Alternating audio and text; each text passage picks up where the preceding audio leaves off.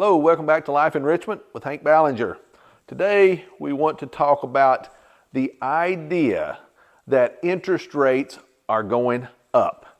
Now, the Federal Reserve has been raising interest rates all throughout 2022, and so far in 2023, they did kind of put a pause on it just recently. There's the idea that they will probably go back up 25 basis points or 50 basis points, which is half a point, the next time they meet in July. Maybe, maybe not. But here's the thing. Don't let the idea of high interest rates keep you poor. Okay, we want to talk about that here in just a minute. Don't let the idea that interest rates are going up keep you poor. Before we get into that, again, I'd like to say thank you for all those who have been watching the channel. Really appreciate your patronage. If you can, be sure and hit that like button. Subscribe to the channel, really helps us out. Tell others, share it on Facebook. We really appreciate you doing that. And again, our goal to get people out of the rat race, to help people out, to help them to accomplish their goals. Very good goals. Now, again, lately the interest rates have been going up, okay? They have gone up. The Fed funds rate as of the start of 2022 was at 0 to 0.25. Now there's always a 0.25 spread, a 25 basis point spread in the Fed funds rate. Without going into that, there is, okay? Right now the Fed funds rate is around 5 to 5.25. which means banks loan at a spread from around whatever the Fed funds rate is up to 2, 3, 4 points above that. Well, right now, a lot of banks are in the 6, 7 range of interest rates, some around 8. But that's still pretty thin margins, okay? So banks go off of the Fed fund rate to give their interest rates. So a lot of banks are around 6, 7, 8% on their interest rates of money that they will loan out. So when you go get a home loan or a loan to buy a rental property, that interest rate you pay is tied to the Fed fund rate. But again, just because the rates are going up, don't say, oh, rates are going up, so I can't buy property. If I buy property, oh, it's a bad buy. It may not be. Let's look at some things here. First of all, in the early 80s, the interest rates got up to 20%. Now, the Fed funds rate back then was around 18, 19%, but there were some home loans actually got up to around 22, 23%. Some car loans, 22, 23%. Can you imagine going into a bank right now?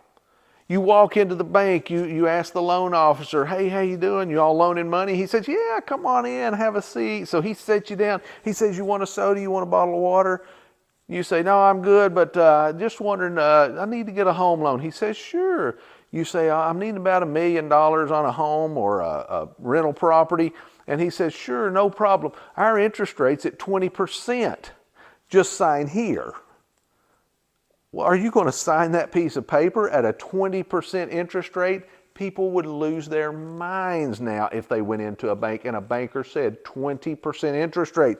But that's what it was in the early 80s. Paul Volcker and Ronald Reagan said, we've got to attack this inflation. Now, there's a lot of history behind that, why inflation got so high during the 70s. But nonetheless, interest rates got high. Maybe someday we'll have a video just on that as to why those interest rates were so high. But the interest rates got high and they said, we will attack this and we will raise interest rates to get inflation. Inflation had gotten so high, they said, we're going to raise interest rates, pull inflation down. Now, it did work. In the early to mid 80s, the interest rates or the inflation started coming down. So raising the interest rates then did work, possibly. Now let's look at something. Let's say you're looking at an income producing property, okay? Now the interest rate on that property in the early 80s would have been around 20%. But here's the offset. The price of the property would probably have come down. Because people realize you still, if you're going to buy an income producing property, you're not going to buy it if you're not going to make money. So if people wanted to sell a property, they realized with a high interest rate, they've got to lower their price. So your payment ended up being very similar to what it would be as if it was the other way around, the price of the property high and the interest rate low. Because they realized they're not going to sell that property unless you can make a profit. Now, let me show you. I would rather buy a property like this with the interest rate high and the price low than I had with the interest rate low and the price of the property high. Because once you buy that, this is not coming down unless you pay it down to the bank. But if you buy it with the price of the property low, then when interest rates do go down, you can refinance, and now you've got them both low. As the interest rates come down, then you refinance, and now you've got both low. Versus if you buy like this and the price is high, but the interest rate was really, really low, well, the interest rate's probably going to go up. Then now you've got both of them high. So just keep in mind, this may be, not always, but may be the better way to buy. You've just got to run the numbers, do your due diligence, and find out, is this the right way to buy, or is this part of your due diligence? Now, let me give you something else. When interest rates are higher and property prices come down a little bit, you're still going to be making the same payment. But think about this. Sellers, when you go around looking for property and you find a seller that wants to sell, you may say, well, why in the world would they want to sell if the price of the property is low? There are various reasons why people want to sell property. Okay, I have heard people, I've gone to one guy's house one time and he wanted to sell. He was getting older. His family really didn't want the property. They would rather him just sell it while he was alive, and then he can divvy out the money. They can do whatever they want with it. But nonetheless, he wanted to sell. He'd had the property a long time. Maybe he had it paid for. Don't know. None of my business.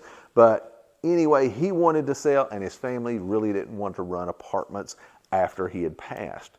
So his motivation was, I sell now, just give them the money. They don't have to worry about a sale later, nor do they have to worry about maybe if it takes 6 months to a year for that sale, they don't have to operate that property. So he was motivated to sell.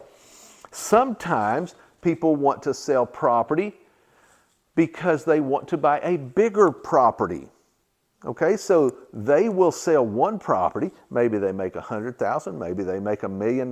But when you sell a property, if you're going to make what's called a capital gains, you can do a 1031 tax deferred exchange, and you can put that money into another property and not pay one dime of capital gains on that money. It never touches your hands. It goes from when you sell a property, it goes to a holding company, an escrow company. And then when you buy the next property, it goes from the escrow company to the purchase of the property to the seller.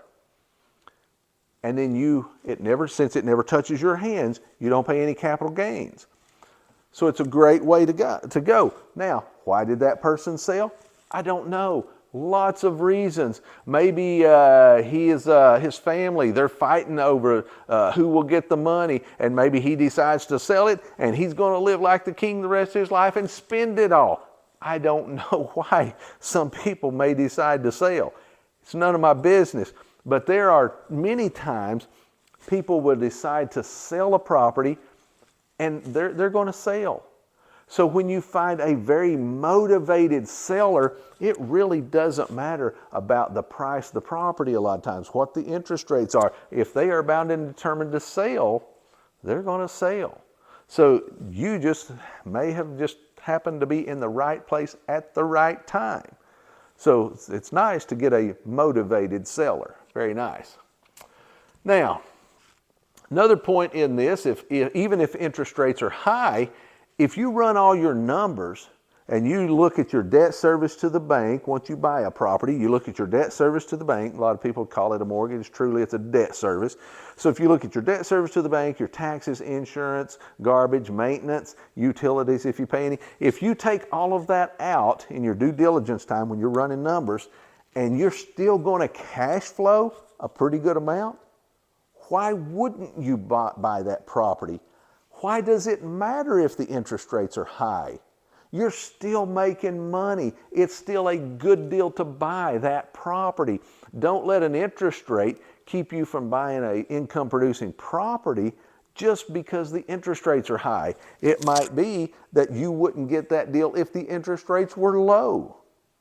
Okay, so sometimes those things can work in your favor. Okay, so never let the idea that just because an interest rate is high, I shouldn't buy, because that payment's going to be higher. If it's a good deal, it's still a good deal. And again, like we said earlier, if the interest rate's high, later on when it comes down, you can refinance that property and have a lower payment.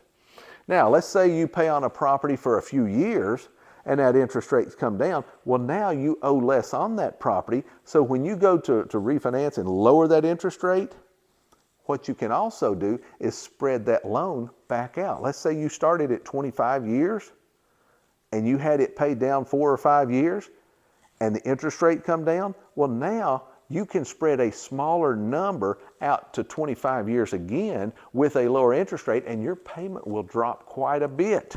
So your cash flow will go up. Don't let interest rates and poor people keep you poor.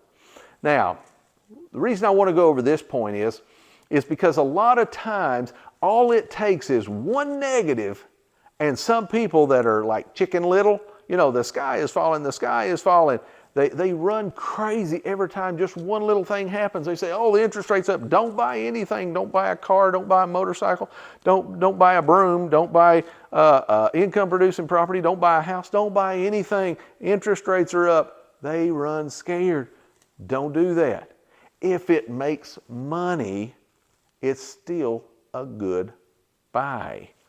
Some people, because they're poor and that's their mindset, they let one thing scare them without doing their due diligence, without running the numbers, and they're going to stay poor. They're going to stay broke. That's just the way it is. Don't let that person keep you there. Okay? Very important. Now, this one is also very interesting. The pendulum always swings back and forth. You ever seen a pendulum on a grandfather clock? Do you ever notice that thing? It sits there constantly, day after day. All it's doing is going back and forth. That big pendulum just keeps swinging, going back and forth. That's all it does. But it helps that clock keep time. And that's its job. But pendulum swings happen in various aspects of life. Have you ever noticed, you know, they talk about global warming. Maybe there is, maybe there isn't. But back in the 20s and 30s, they were talking about global cooling. And the pendulum has swung. Now they're talking about global warming. Probably at some point, it's going to swing back and they're going to be talking about global cooling again. Who knows? But that pendulum always swings. Now, the same with interest rates. If the interest rates are high, at some point, they will come back down. Remember in the early 80s, they were at 20. Then they came down for 40 years from the early 80s to 2000. They came down from 20 down to 0. That had never happened in the history of mankind. Literally, look it up. Do some fact check on that. Interest rates being at 0 had never happened.